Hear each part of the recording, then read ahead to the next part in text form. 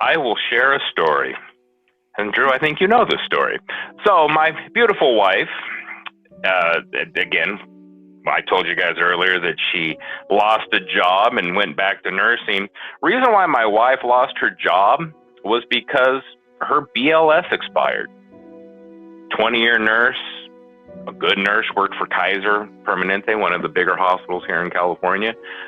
She moved into informatics, basically nerdy nurse working with the IT folks and the nurses to make the computer programs better. Didn't have patient care, didn't do patient care for upwards to 5 or 6 years.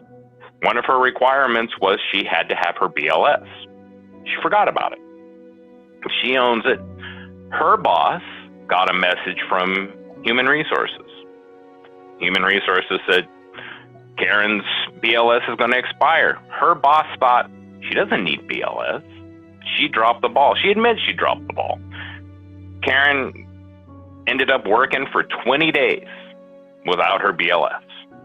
Kaiser has a zero tolerance policy on it. Zero. My wife fought.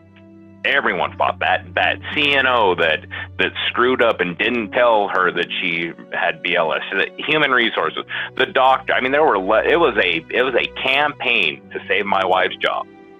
My wife is no longer at Kaiser.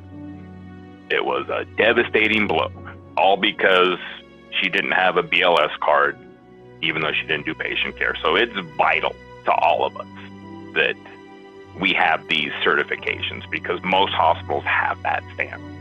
Irrelevant that she had patient care or not.